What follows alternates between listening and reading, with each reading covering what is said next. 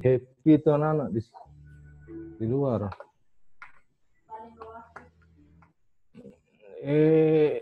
Enggak juga, dia, apa namanya, anak-anak ini kan sebagian besar, enggak kayak kita itu dimarahi mau tuh. Selamat siang, Bapak-Bapak.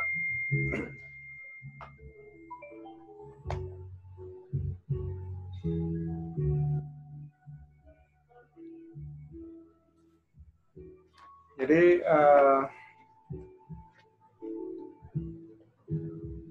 yang kita bicarakan hari ini adalah bagaimana mengantisipasi mungkin pertanyaan-pertanyaan dari asesor. Ya. Karena semua materi kan saya udah kasih tuh. Jadi untuk materi bisa dilihat dari materi PDF maupun video-video. Nah, itu bisa dipelajari. Sekarang yang akan kita bahas adalah kira-kira apa saja pertanyaan dari asesor nanti ya yang akan ditanyakan. Nah, hari ini kita akan bahas 3 unit kompetensi ya. Pertama, peraturan perundang-undangan keselamatan pertambangan, dan kemudian tugas dan tanggung jawab pengawas operasional pertama, dan atau safety accountability. Dan yang ketiga itu pertemuan keselamatan pertambangan atau safety meeting. Kita kalau nggak salah ada 4 peserta, jadi yang terlambat nggak apa-apa, nanti ini saya rekam, saya share aja di grup. Tadi salah masukin share. Oke. Kita bahas dulu unit kompetensi yang pertama, melaksanakan peraturan perundang-undangan terkait keselamatan pertambangan. Di sini hanya ada 2 elemen kompetensi. Tapi kayaknya isinya cukup banyak ya.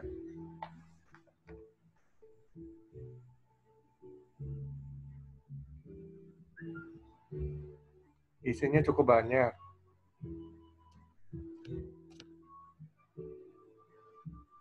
Yang pertama,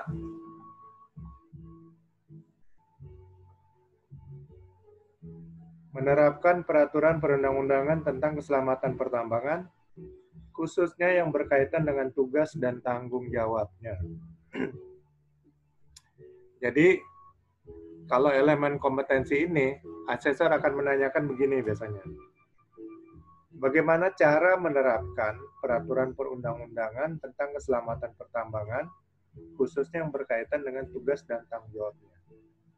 Ya. Jadi kalau Bapak-Bapak, kalau ditanya seperti itu, apa jawabannya?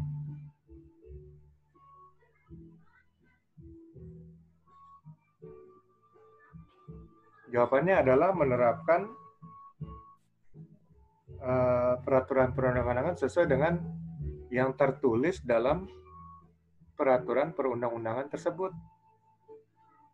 Dan kemudian, supaya sistematis, maka kita list dulu tuh regulasinya apa aja ya isinya. Ya, list dulu.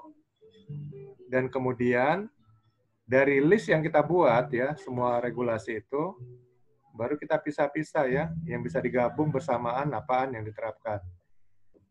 Jadi kemudian kita buat skala prioritas.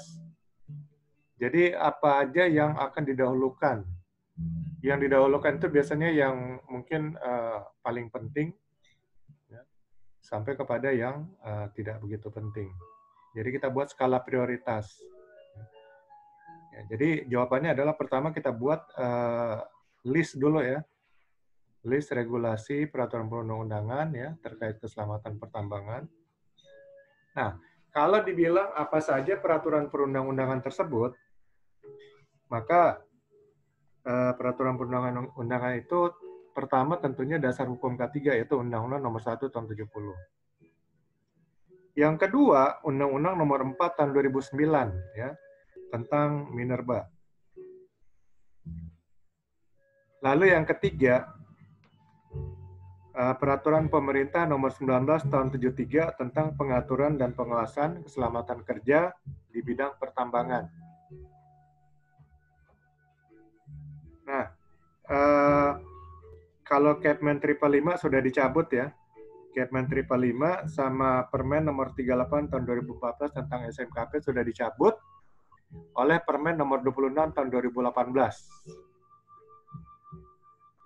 Nah, jadi yang keempat yang perlu kita terapkan adalah Permen Nomor 26 Tahun 2018 ya. Dan juga Kepmen 1827 tahun 2018 juga. Jadi antara Permen 26 tahun 2018 dengan Kepmen SDN nomor 1827 itu saling berhubungan. Petunjuk pelaksanaannya adalah Permen 26 2018. Petunjuk teknisnya, juknisnya ada di Kepmen 1827. Jadi di Kepmen 1827 itu menjelaskan juga tentang SMKP. Nah, tapi SMKP, petunjuk detailnya nanti ada di Kepdirjen Minerba ya. Kepdirjen Minerba nomor 185 kalau nggak salah tahun 2019. Jadi itu semua materi peraturan perundang-undangan yang akan diterapkan. Jadi nanti di tempat kerja Bapak di pertambangan akan menerapkan SMKP ya, Sistem Manajemen Keselamatan Pertambangan. Kemudian akan menerapkan semua regulasi K3 berdasarkan Undang-Undang Nomor 1 Tahun 70. Lalu akan menerapkan tentang operasional pertambangan berdasarkan Undang-Undang Minerba ya, Nomor 4 Tahun 2009.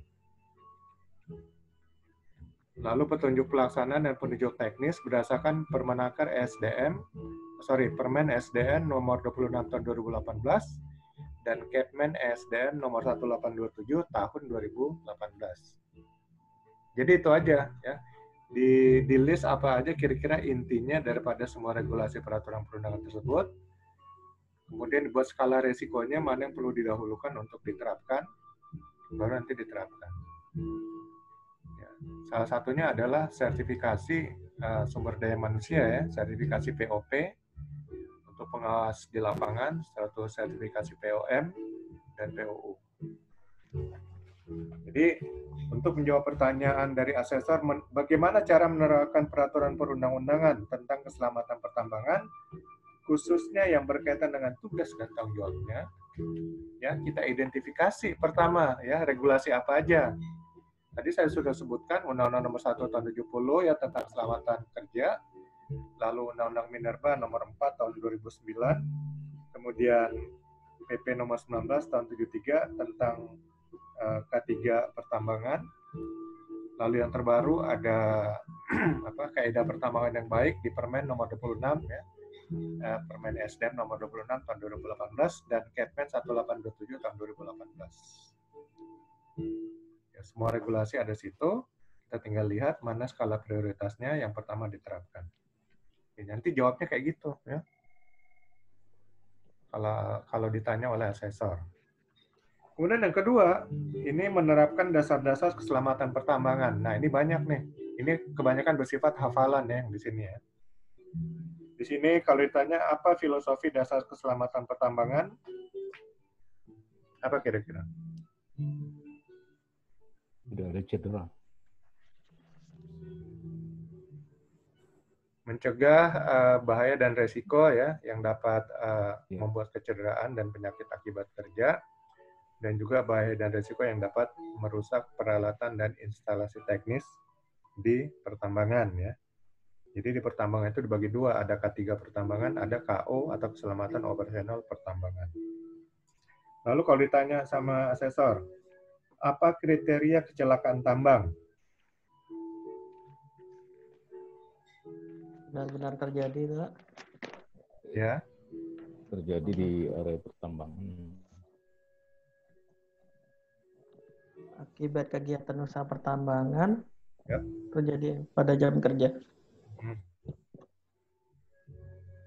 Ya, jadi benar-benar terjadi cederanya dari pekerja tambang atau orang yang diberi izin oleh KTT, kemudian akibat kegiatan pertambangan pada jam kerja dan berada dalam wilayah kegiatan usaha tambang. Ya, itu kira-kira apa. Lalu kalau ada pertanyaan penggolongan cedera. Cedera ringan, berat, mati, Pak. Ya, ringan. Pasal 39. Oke. Pasal 39 ke 55. Nah, tapi sekarang kita acuannya bukan Kepmen 555 ya. Kepmen 1827. Itu kurang hafal ya Pak itu. Ya hampir sama sih, cuman sekarang regulasinya Kepmen 1827.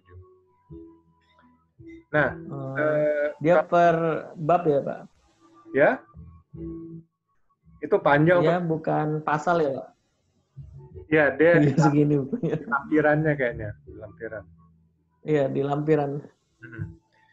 Nah, kalau dibilang mati menurut aturan pertambangan apa itu?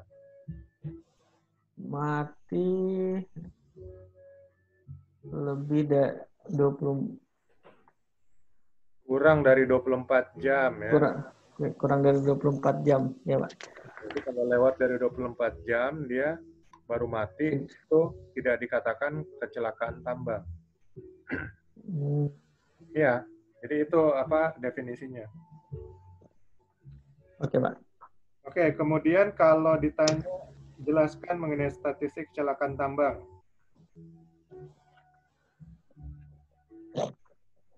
FR, SR, FR frekuensi jumlah rate, severity rate. Iya. Ya. Rumusnya tahu nggak Pak?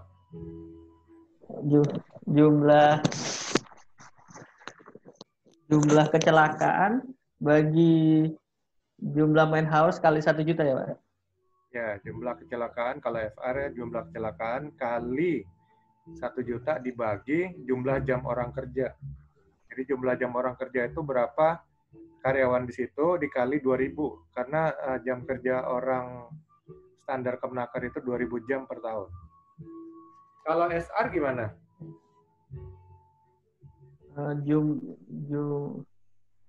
Jumlah SR ya, jumlah kecelakaan lupa lagi. Jumlah hari kerja. Jumlah hari kerja hilang. Atau LTI ya, lost time incident dikali 1 juta dibagi jumlah jam orang kerja. Nah, lost time incident itu hitungannya ada di BPJS ya. Jadi kalau kehilangan ujung ibu jari ini 300 hari kerja hitungannya. Kalau kehilangan telinga 600 hari kerja. Kalau kehilangan sebelah mata 1.800. Kalau kehilangan dua-dua 6.000. Kalau kematian sama 6.000. Yaitu jumlah kehilangan hari kerja ya. Hitungannya untuk penggantian kompensasi dari BPJS. Kemudian kalau ditanya penyebab langsung kecelakaan, apa kira-kira penyebab langsung kecelakaan? Kondisi tidak aman dengan tindakan tidak aman. Iya, KTA dan TTA, kondisi tidak aman dan tindakan tidak aman. Ya, itu aja. Iya. Lalu kalau ditanya, jelaskan tentang biaya kecelakaan. Ya, ini belum tahu Pak. Ya kalau menurut teori gunung es itu kecelakaan itu kan kecil. Tapi kalau kita nggak terlihat di bawahnya itu gunung es itu besar sekali. Jadi kalau kecelakaan tambang itu kelihatannya ya biayanya kecil, padahal sebenarnya biaya sangat besar yang tidak terlihat oleh kasat mata atau oleh kita gitu. Nah, jadi biaya kecelakaan juga itu tergantung dari berat kecilnya kecelakaan ya. Semakin besar kecelakaan, maka biayanya akan semakin besar. Kemudian kalau ditanya mengenai bagaimana cara kita mengatur tata geraha atau housekeeping ya. 5S. 5S apa aja tuh? 5S ya Pak Mario. Ya. Iya. Bahasa Jepang ya, seiri, seiton, seiso, seiketsu. Seiri itu pemilihan. Iya, seiri, seito, Seiton kerapihan, seiso kebersihan, seiketsu kelestarian, suke kedisiplinan. Dia pala-pala. Ada itu di Iya. materi yang sudah saya bagikan. Iya. Ada. Kemudian kalau ditanya alat pelindung yang wajib digunakan, apa aja? Ya, ini gampang ya. Jadi lengkap deh. Pelindung kepala, safety helmet, pelindung mata, safety goggles, ya. Iya. Pelindung telinga, earplug atau earmuff. Lalu pelindung muka, mungkin bisa visor atau pelindung pakai SCBA bisa ya, untuk gas-gas yang beracun. Lalu pelindung tangan bisa sarung tangan katun atau sarung tangan karet, tergantung kerjanya apa. Kalau dengan bahan kimia sarung tangan karet. Kalau dengan alat-alat mekanik seperti gerinda ya sarung tangan katun.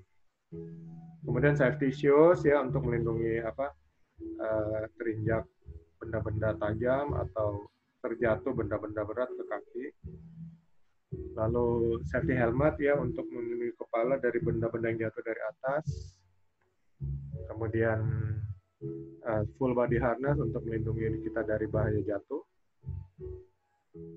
Apalagi masih banyak lagi ya. Masker ya untuk melindungi pernafasan. Ya, itu aja dijelasin ya. Sebutin 3 juga pasti udah dianggap benar sama asesor. Lalu nanti kalau ada pertanyaan, penggolongan api.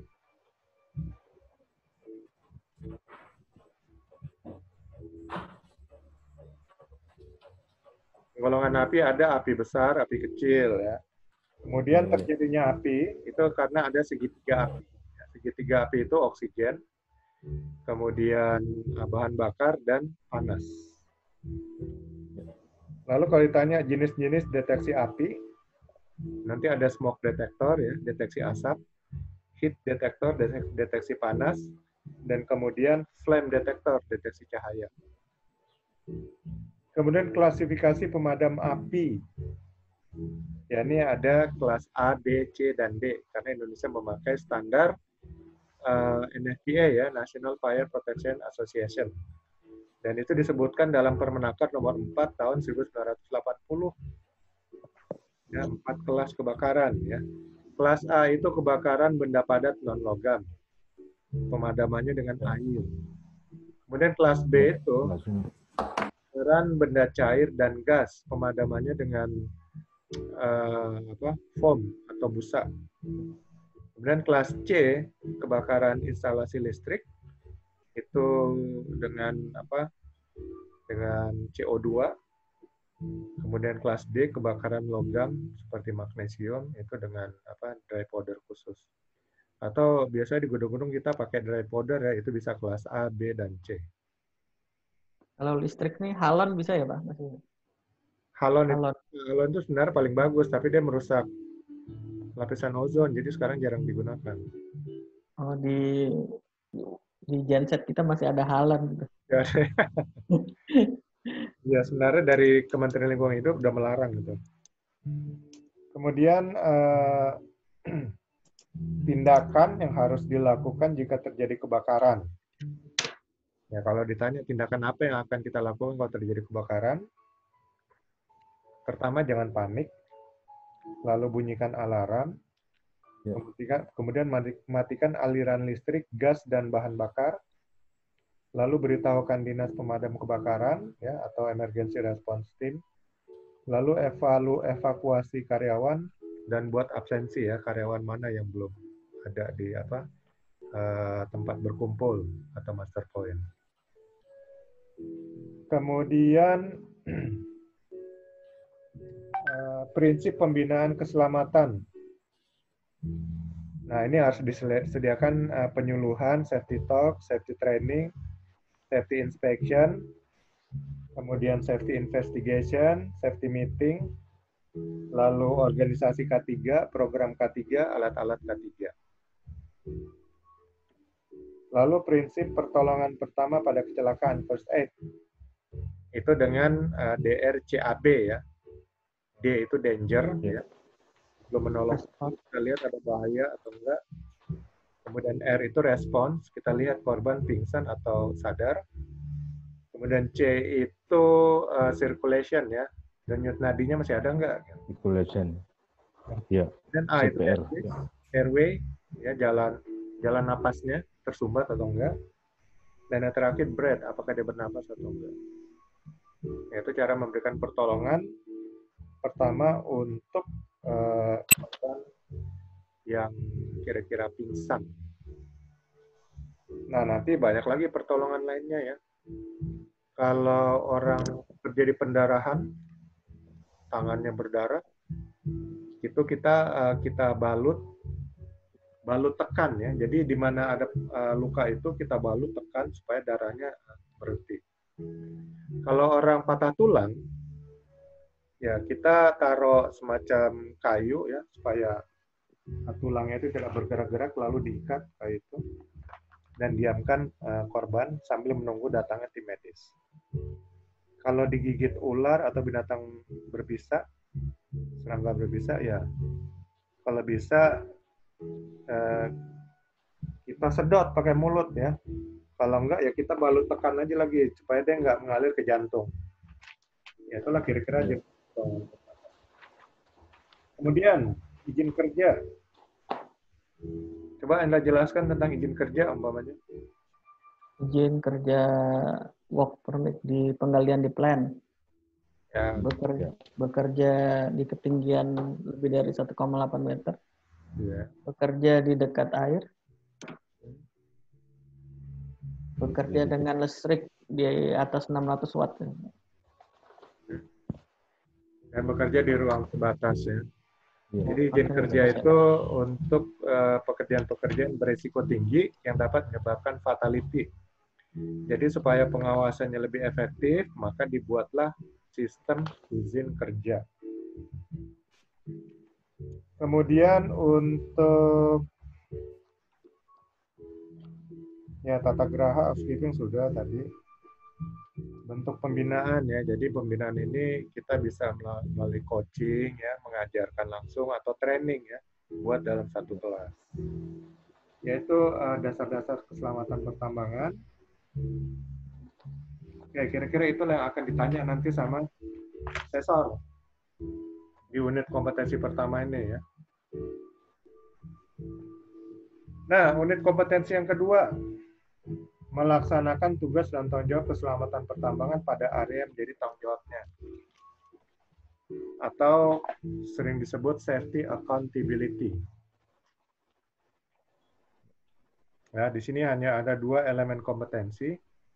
Yang pertama, melaksanakan tugas dan tanggung jawabnya mengenai keselamatan pertambangan. Yang kedua, mengukur pelaksanaan tugas dan tanggung jawabnya pada area yang menjadi tanggung jawabnya. Nah, biasanya asesor akan tanya gini, bagaimana cara melaksanakan tugas dan tanggung jawabnya mengenai keselamatan pertambangan?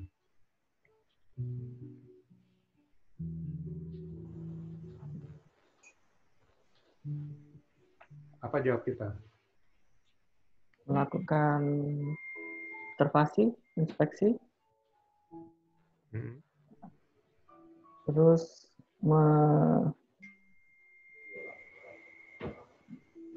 membuat hazard apa tuh Pak?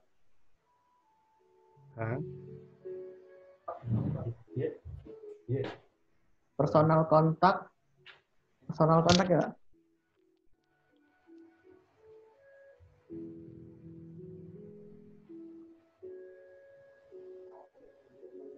Bisa nggak Pak? Inspeksi, personal kontak, observasi. Oke, gini aja Pak. Jadi tugas dan tanggung jawab kita laksanakan berdasarkan peraturan perundangan keselamatan pertambangan. Ya, peraturan perundangan berdasarkan keselamatan pertambangan. Pertama, kita disertifikasi apakah kita POM, POP atau PU. Ya. Kemudian yang kedua, kita memakai APD yang sesuai ya. Ketiga, kita bekerja berdasarkan job description.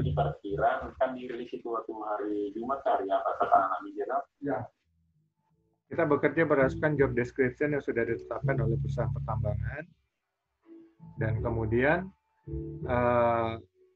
kita bekerja juga berdasarkan SOP, standar operating procedure. Jadi itulah bagaimana cara kita melaksanakan tugas dan tanggung jawab mengenai keselamatan pertambangan. Ya, bekerja sesuai dengan regulasi keselamatan pertambangan yang diterbitkan oleh pemerintah, kemudian bekerja sesuai job description kita, bekerja sesuai dengan prosedur, ya, standar operating procedure, dan kemudian memakai alat-alat pelindung diri sesuai dengan aktivitas pekerjaan kita. Ya.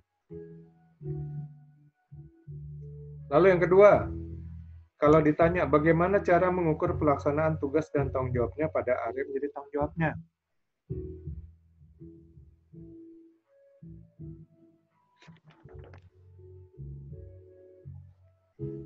Ya, di sini kita akan buat parameter ya. Jadi gini, supaya pekerjaan kita sistematis, maka tim kita itu kita beri parameter, umpamanya si A dalam sebulan harus melaksanakan 30 kali inspeksi, berarti tiap hari dia inspeksi. Inspeksi lapangan. Kemudian harus melaksanakan 10 kali safety meeting.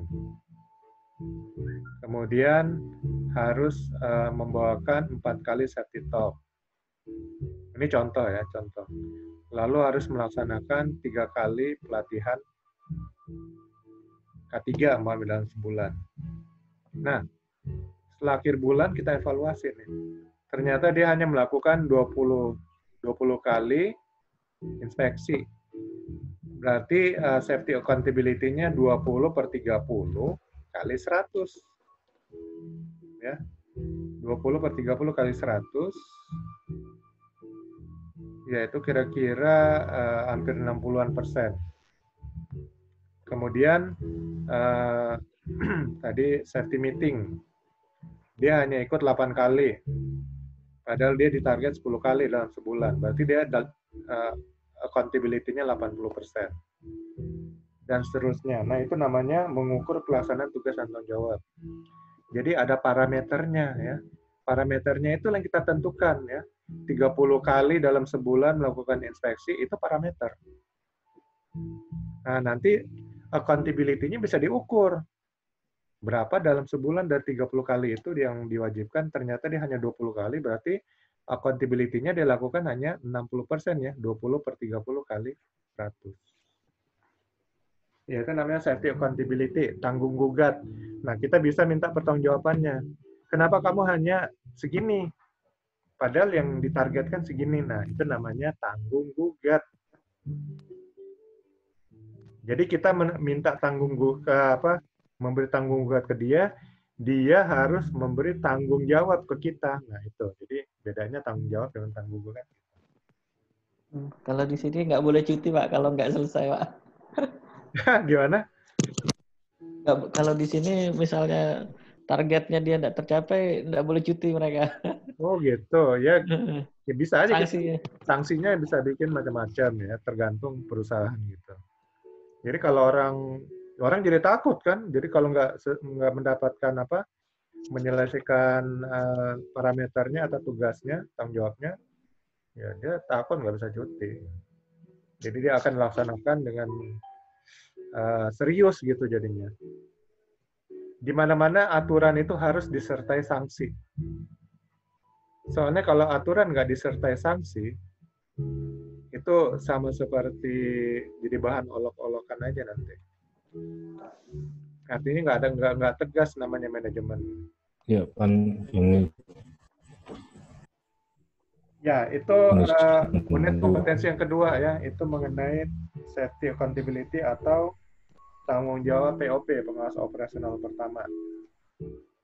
Oke, sebelum kita lanjut ke unit kompetensi ketiga yang terakhir untuk hari ini, ada pertanyaan?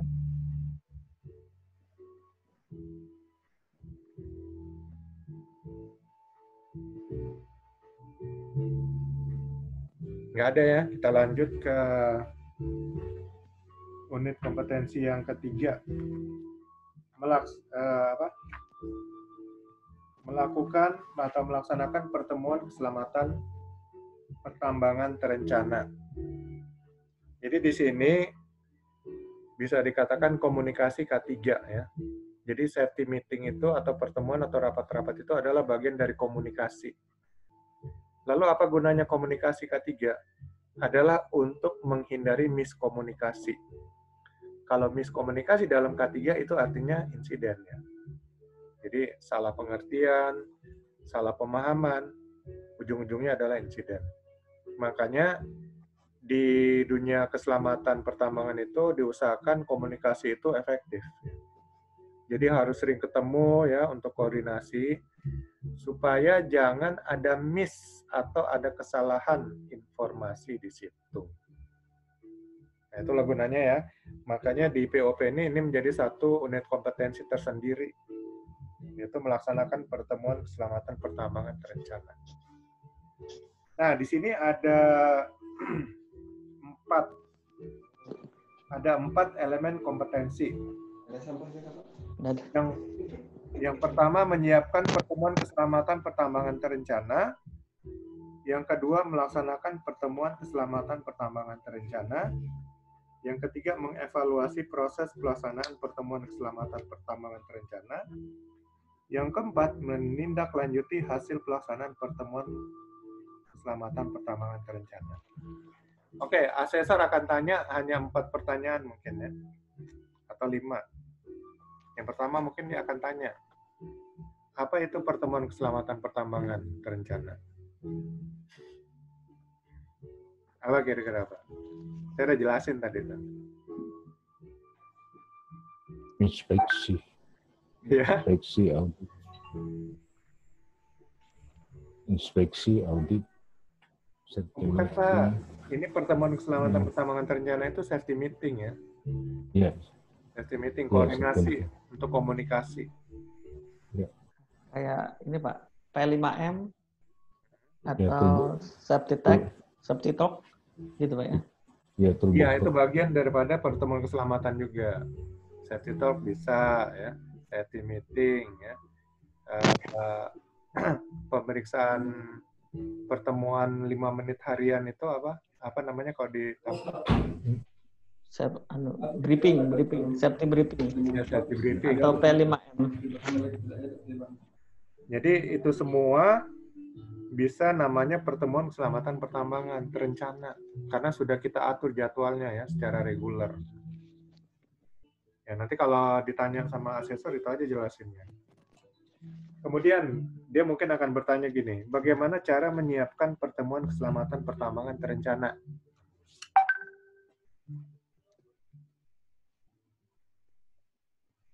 Ya, caranya adalah kita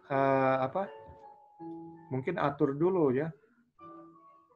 Atur dulu jadwalnya, kemudian agendanya apa yang akan kita bicarakan nanti. Lalu maksud dan tujuan nanti untuk pertemuan keselamatan tersebut. Kemudian siapa yang akan mimpin, siapa pembicaranya, siapa yang akan jadi pencatatnya, not tulisnya. Kemudian tadi topik dan materi sudah ya. Alat penunjangnya. Pertama ruangan ya. Ruangan perlu kita booking dulu nih. Mungkin di tambang ada ruangan pertemuan, tapi kan banyak pihak yang mau pakai. Jadi biasanya ditulis tuh. Hari ini sudah di-booking oleh ini ya untuk pertemuan ini. Hari ini segini. Nah, kita harus segera tulis ya, minimal 2 minggu sebelumnya kita udah buat jadwal juga. Oh, kayak ini ya, P2K3 gitu ya, Pak ya? Termasuk ya, Pak ya? Kalau P2K3 itu kan organisasi. Kalau ini pertemuannya, mungkin pertemuan P2K3 bisa juga. Tapi kalau di pertambangan bukan P2K3 kan, KKP kan, Komite Keselamatan Pertambangan. Di sini masih ada P2K3, Pak. Oh, boleh. Itu kalau P2K3 di Snaker. Kalau SDM provinsi itu KKP, Komite Keselamatan Pertambangan. Itu juga diatur di Kepmen 1827. Ya, 2018. Oke, jadi itu ya, menyiapkan pertemuan keselamatan pertambangan ya. Kita buat maksud dan tujuan ya, diadakan safety meeting. Kemudian topik dan materinya, agendanya pertemuan. Lalu siapa pembicaranya, siapa notulisnya, kemudian alat-alat penunjang ya seperti ruangan, komputer atau apa LCD proyektor.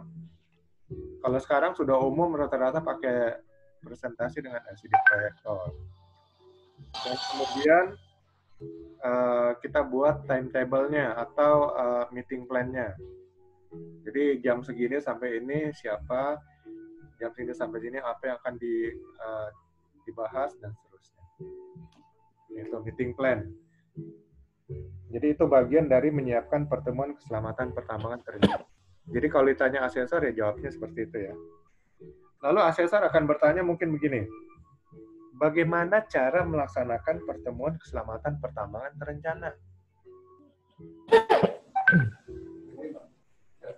Saja enggak mau. Kalau tadi kan rencana, sekarang bagaimana setelah meetingnya apa yang kita lakukan gitu?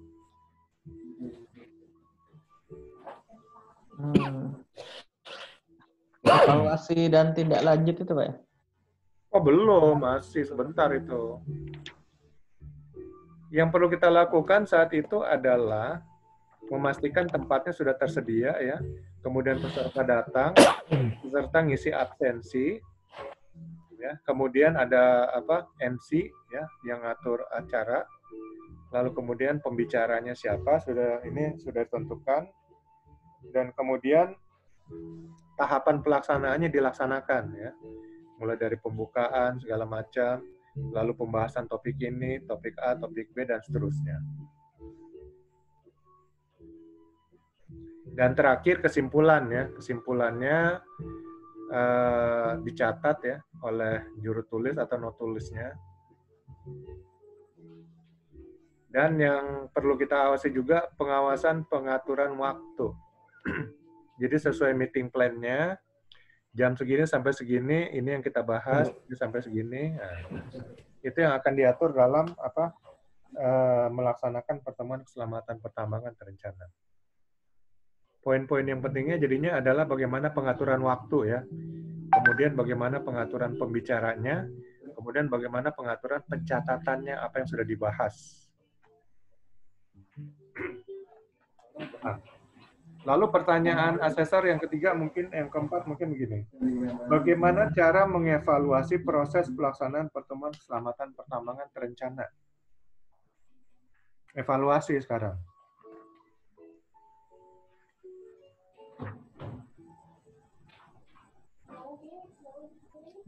Dibuat action plan, Pak. Dibuat action plan. Itu untuk tindak lanjut ya, tindak lanjut. Sekarang kita evaluasi dulu pertemuannya, apakah berjalan sesuai rencana ya, atau apa pertemuannya ternyata tidak menghasilkan apa-apa gitu. Oh, semacam PIKA gitu gak Pak? PIKA. Enggak, gini. Jadi evaluasi itu adalah membandingkan antara rencana dengan dengan aktual. Hasilnya, aktualnya. Oke, umpamanya meeting plan-nya kita agendanya gini-gini A, B, C, D. Ternyata nggak semua agenda berjalan karena ada yang pembicaranya nggak datang gitu umpamanya. Atau ada masalah sehingga topik ini tidak dibahas dan seterusnya. Itu salah satu hal yang dievaluasi. Ya. Kemudian hal lain dievaluasi adalah penggunaan waktu. Apakah penggunaan waktunya efektif? Ya. Umpamanya kita canangkan waktu total itu 2 jam, ternyata molor sampai 3 jam. Itu dievaluasi, kenapa bisa molor nih waktunya. Gitu. Dan kemudian yang dievaluasi lagi mengenai tempat. Oke, kita rencanakan tempatnya di ini. Ternyata akhirnya harus dipindah ke sini. Kenapa bisa terjadi seperti itu? Jadi itu evaluasi. Evaluasi itu membandingkan antara rencana dengan aktualnya. Dan kemudian kalau ada masalah tidak sesuai rencana, kita akan investigasi kenapa bisa seperti itu ya. Jadi intinya supaya kita ada tindak lanjut, kejadian serupa nggak terjadi lagi, sama kayak insiden lagi. Ya itu evaluasi ya. Jadi membandingkan antara meeting plan perencanaan kita dengan aktualnya ya, keadaan yang sebenarnya. Yang terakhir, asesor akan bertanya begini, bagaimana cara menindaklanjuti hasil pelaksanaan pertemuan keselamatan pertambangan? Tindak lanjut, ya. Jadi hasil keputusan nanti kita bagi-bagikan nih. Kita sudah bagikan notulennya kepada semua peserta rapat. Nah, mungkin di situ ada diputuskan bahwa si A harus bikin ini ya, harus memperbaiki ini. Workshop harus dibenahi, umpamanya kantin harus dibersihkan ya, sanitasi. Nah, PIC-nya si A, kantin PIC-nya si B. Nah, itu namanya tindak lanjut. Ya. Jadi bagaimana cara menindaklanjuti? Ya, kita awasi aja apakah benar progresnya ada. Apakah si A benar-benar benar membenahi workshop, si B benar-benar membenahi kantin, dan sebagainya. Nah, nanti progresnya day by day dilaporkan ya. Bagaimana progresnya? Sekarang udah berapa persen nih? Nah, itu namanya tindak lanjut. Jadi sebagai pengawas operasional pertama, Bapak-Bapak harus memiliki kemampuan seperti itu. Kelihatannya sepele ya mengatur safety meeting, tapi banyak hal penting yang jangan sampai terlewat ya. Terutama perencanaan jangan sampai kacau. Kedua, pelaksanaannya ya sesuai dengan direncanakan. Lalu evaluasinya supaya kalau ada masalah meeting ke depannya tidak akan terjadi lagi. Dan kemudian tindak lanjut hasil meeting. Itu benar-benar harus dipantau.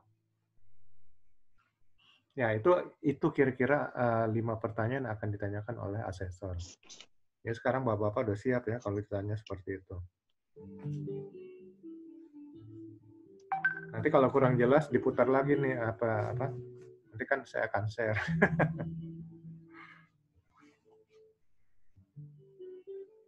Oke, Pak Dadang, Pak Tahir, Pak Mas Anggriawan.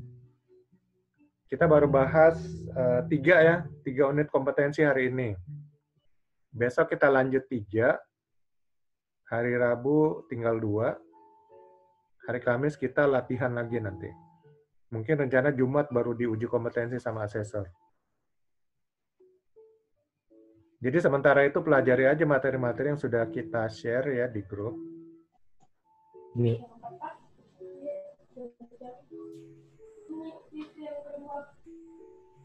Ya, Pak Dadang ada pertanyaan?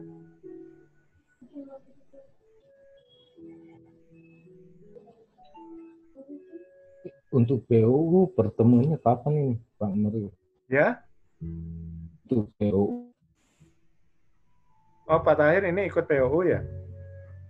Iya, betul. Oh, POU. Nanti kita jadwalkan lah khusus, Pak. Oke, baik. Ya. Sudah. Jadi ini untuk refer saja ya di sini, Pak ya? Iya. Lumayan refresh. Lama sudah, Pak.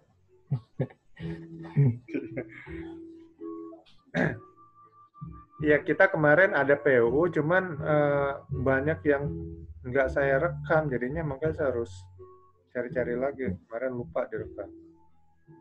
Kalau ini POP ini udah angkatan ke-5, jadi udah banyak rekamannya, jadi bisa saya bagi-bagi. Kalau POU baru sekali kemarin. Tapi kemarin peserta POU kita lulus kok, langsung lulus. Salam.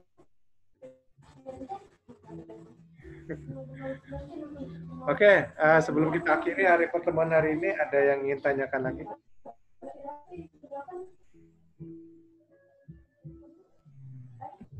Mas Anggriawan dari tadi diam aja nih. Cukup, Pak. Cukup ya? Ya. Pak Dadang. Cukup, Pak. Itu Pak Dadang nggak ada suaranya ya, kayaknya di-mute kali. Oh, dia lagi Cukup kayak, Pak. lagi koordinasi kantor ya. Oke. Iya. Cukup ya. Oke, nanti saya share lagi di WA group, supaya didengerin lagi ya kalau ada yang kurang ngerti. Karena biasanya nanti ini pertanyaan inti, karena saya juga asesor Pak, jadi saya tahu apa akan ditanyakan oleh asesor gitu. Tapi kalau saya udah ngajar, saya nggak boleh nguji lagi kan, itu nanti dimarahin PNSP gitu. Iya Pak. Oke deh. Oke, kalau gitu kita ketemu lagi besok di jam yang sama ya, jam 2 siang WITA. Kalau WIB itu berarti jam 13. Iya. Oke, terima kasih Pak Dadang, Pak Tahir, dan Mas Anggriawan. Terima kasih banyak Pak. Besok ya. Terima kasih Pak, sama-sama Pak. Ya, Terima kasih sama.